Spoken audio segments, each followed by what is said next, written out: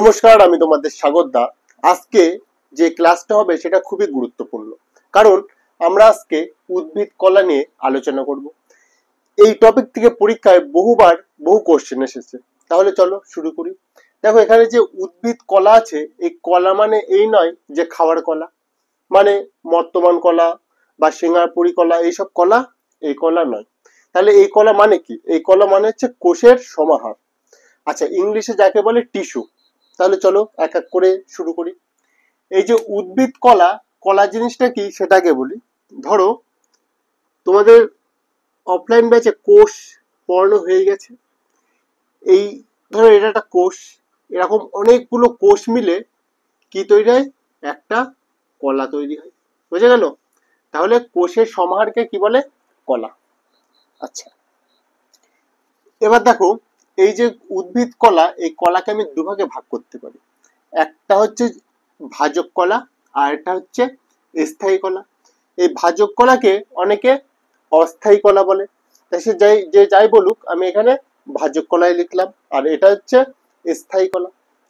আচ্ছা, ভাজক কলা কোথায় থাকে? উদ্ভিদের মূলে থাকে।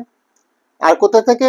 উদ্ভিদের যে একদম পুরো ডগা, ঠিক আছে, মানে যেটাকে আমরা বলি অগ্রভাগ উদ্ভিদের, সেই অগ্রভাগে থাকে। কেন থাকে? ভাজক কলা কি, স্থায়ী কলা কি, আজকের ক্লাসটা হচ্ছে এই নিয়ে। পরীক্ষা এর থেকে প্রচুর কোশ্চেন আসে। যারা বিশেষ করে রেলের জন্য খাটছো তারা তো ভিডিওটা অবশ্যই দেখবে। দেখো, ধরো এই একটা কোষ। আচ্ছা, কোষের ভেতর কি থাকে? কোষের ভেতর থাকে হচ্ছে একটা সেন্ট্রোজোম। এই সেন্ট্রোজোমের কাজ কি? সেন্ট্রোজোমের কাজ হচ্ছে কোষ বিভাজনে সাহায্য করা, তাই তো? তার মানে বুঝেছি যে সেন্ট্রোজোম একখানা কোষ থেকে কি তৈরি করে? কোষ বিভাজন করে দুটো কোষ তৈরি করলো। আচ্ছা, যখন দুটো কোষ তৈরি করেছে, এই কোষও সেন্ট্রোজোম থাকবে, এই কোষও সেন্ট্রোজোম থাকবে। এই সেন্ট্রোজোম কি করবে? আবার এই কোষটাকে আবার দুভাগে ভাগ করে দেবে। আচ্ছা, তখন এই কোষও কি থাকবে? সেন্ট্রোজোম থাকবে, এই কোষও সেন্ট্রোজোম থাকবে। আবার এই কোষটা কি করবে? এই কোষটাকেও, এই সেন্ট্রোজোম এই কোষটাকেও দুভাগে ভাগ করে দেবে। আচ্ছা, তাই যদি হয়, তার মানে বুঝতে পারছি এরকম ভাবে চলতেই থাকবে, এরকম কোষ বিভাজন। এরকম চলতে চলতে চলতে চলতে যখন একটা টাইম আসবে, আচ্ছা ওই একটা টাইম সেটা একটু পরে আসছে, ভাবো এখন শুধু কোষ বিভাজন চলতেই থাকছে। তার মানে এই যে কোষটা, এই কোষ থেকে দুখানা কোষ হলো, আবার এই কোষটা থেকে আরো দুখানা হলো, এই কোষটা থেকে আরো দুখানা হলো।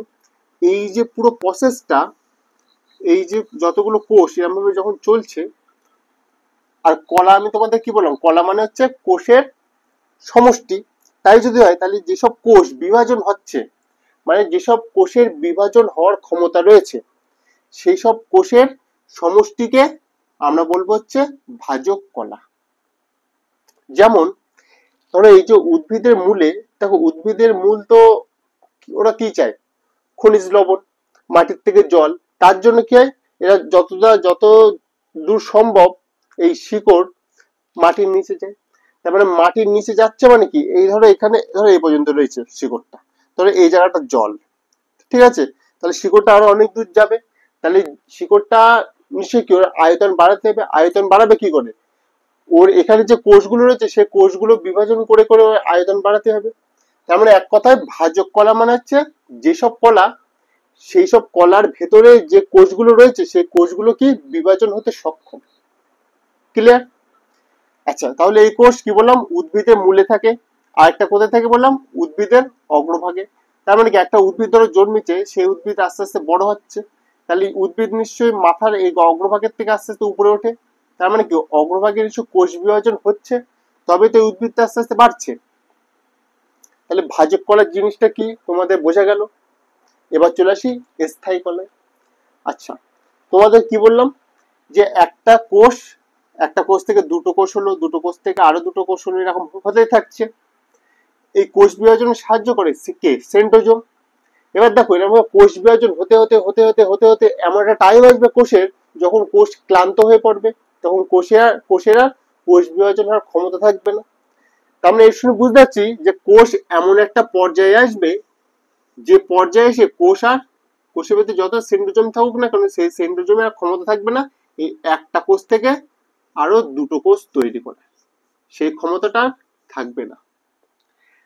তার মানে এসব বুঝতে পারছি যে কোষ এমন একটা পর্যায়ে চলে যাবে, সেখানে গিয়ে কোষ পুরোপুরি স্থায়ী হয়ে যাবে, মানে সেই কোষটা ওখানে আটকে যাবে, মানে ওই কোষ থেকে আর কোষ তৈরি হবে না। যে ওখানে যে আটকে গেল মানে স্থায়ী হয়ে গেল কোষটা, সেই কোষকে কোষ সেই সব সেই ধরো এই টাইপের কোষ, এই কোষগুলো কি, এই কোষগুলো হচ্ছে তোমার কোষ বিভাজন করছিল। আর এমন টাইপের কোষ যেগুলো কোষ বিভাজন হয় না, সেই সব কোষের সমষ্টিকে আমরা বলি হচ্ছে স্থায়ী কলা। আশা করি জিনিসটা বোঝা গেছে। তাহলে ভাজক কলা কি, সেসব কোষের সমাহার, যেসব কোষগুলো কোষ বিভাজন হতে পারে, তাদের সেসব কোষের সমাহারকে যে কলা বলা হয় তাকে বলি ভাজক কলা। আর এমন কোষ যেসব কোষগুলো আর কোষ বিভাজন হতে পারে না, সেই সব কোষের সমষ্টি মিলে যে কলা তৈরি হয় তাকে আমরা বলে হচ্ছে স্থায়ী কলা। তাহলে ভাজক কলা সম্পর্কে আমাদের তেমন জানার দরকার নেই, কারণ এর থেকে পরীক্ষা তেমন কোশ্চেন আজ পর্যন্ত আসেনি। সবথেকে বেশি কোশ্চেন এসেছে এই স্থায়ী কলা থেকে। তাহলে আজকে আমরা হচ্ছে স্থায়ী কলা সম্পর্কে বিস্তারিতভাবে আলোচনা করব। তাহলে চলো শুরু করি। স্থায়ী কলা জিনিসটা কি সেটা তোমাদের বললাম। এবার স্থায়ী কলা কত প্রকারের সেটা একবার দেখে নিই। দেখো এই যে স্থায়ী কলা, এটা দু রকমের হয়। একটা হচ্ছে সরল স্থায়ী কলা, আর একটা হচ্ছে জটিল স্থায়ী কলা। আজকে আমরা কেবল সরল স্থায়ী কলা সম্পর্কে আলোচনা করব। তাহলে দেখি এই যে সরল স্থায়ী কলা, এটাকে আবার তিন ভাগে ভাগ করতে পারি। কি কি? একটা হচ্ছে প্যারেনকাইমা, একটা হচ্ছে কোলেনকাইমা, আর একটা হচ্ছে স্ক্লেরেনকাইমা।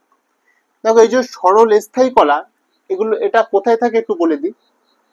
ধরো এটা একটা উদ্ভিদ, উদ্ভিদের ধরো একটা কাণ্ড, ঠিক আছে? এই কাণ্ডের বাইরে যে একটা পর্দা মতন থাকে না, যেমন ধরো এটা গাছ, আমি গাছটাকে ধরলাম, গাছের যে সাইডে যে দেয়াল মতন, ঠিক আছে, বা ওটাকে তুমি প্রাচীর যাই যাই হোক একটা কিছু বলতে পারো।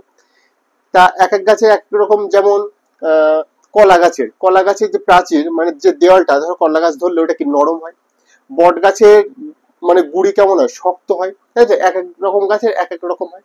সেটা কেন হয় সেটা ভালো করে বুঝতে হবে। মানে একটা গাছের সাইডে যে দেওয়াল বা প্রাচীর আছে, সেই প্রাচীর, অনেক প্রাচীর শক্ত হয়, অনেক প্রাচীর নরম হয়।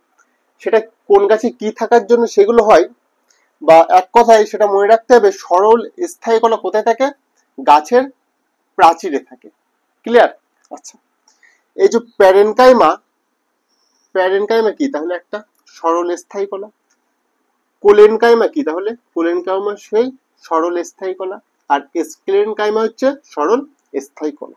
এবার দেখো, যেসব গাছে প্যারেনকাইমা থাকবে সেসব গাছ কিরকম হয় জানো?